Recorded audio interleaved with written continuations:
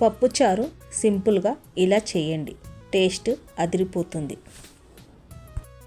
ఈ పప్పుచారుని వేడివేడి అన్నంలో నెయ్యి వేసుకొని తింటే టేస్ట్ చాలా బాగుంటుంది.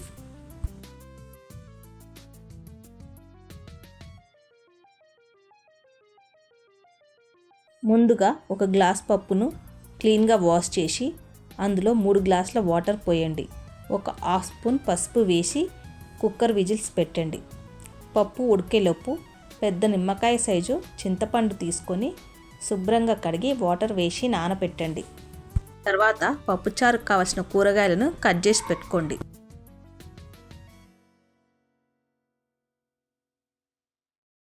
కుక్కర్లో ఉడకబెట్టిన పప్పును తీసుకొని పప్పు గుత్తితో మెత్తగా రుబ్బండి. పప్పు గుత్తితో స్మూత్గా పప్పు రుబ్బితేనే పప్పుచారుకు టేస్ట్ వస్తుంది. పప్పు గుత్తి లేకపోతే పప్పు చల్లారిన తర్వాత మిక్సీ జార్లో వేసి గ్రైండ్ చేయవచ్చు. పప్పు స్మూత్గా ఉండాలి, అప్పుడే చారుకి టేస్ట్ వస్తుంది. పైన గిన్నె పెట్టుకొని ఒక స్పూన్ ఆయిల్ వేయండి. ఆయిల్ కొంచెం వేడి అయ్యాక జీలకర్ర, ఆవాలు, ఎండుమిర్చి, పచ్చిమిర్చి, ఉల్లిపాయలు, అన్ని కూరగాయల ముక్కలు వేసి కలిపి మూత పెట్టండి. మధ్య మధ్యలో కలుపుతూ ఉండాలి.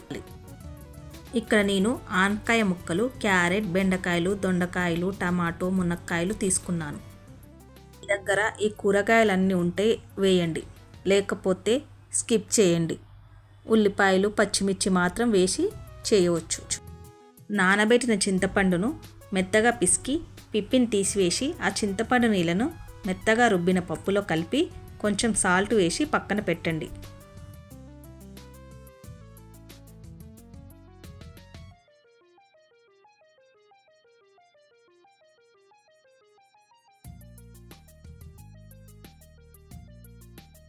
ఇప్పుడు స్టవ్ పైన పెట్టుకున్న కూరగాయలన్నీ ఉడికినాయో లేదో చెక్ చేయండి.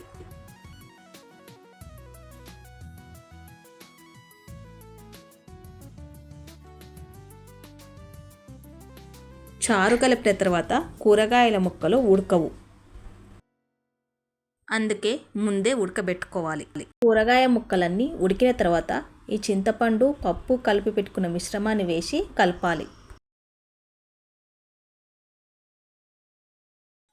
చారు కొంచెం వేడయ్యాక అందులో ఒక స్పూన్ కారము, 2 స్పూన్ల ఉప్పు వేసి కలపండి.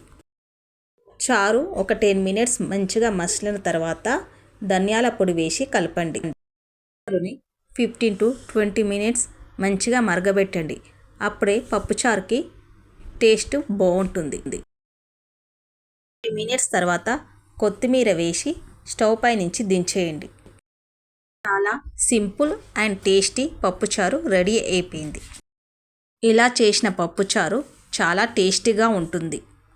ఈ వీడియో మీకు నచ్చితే లైక్ చేయండి, మీ ఫ్రెండ్స్ అండ్ రిలేటివ్స్కి షేర్ చేయండి. మరిన్ని యూజ్ఫుల్ అయ్యే మంచి రెసిపీస్ కోసం సబ్స్క్రైబ్ చేయండి. Lucky vlogs Hyderabad. Thank you for watching.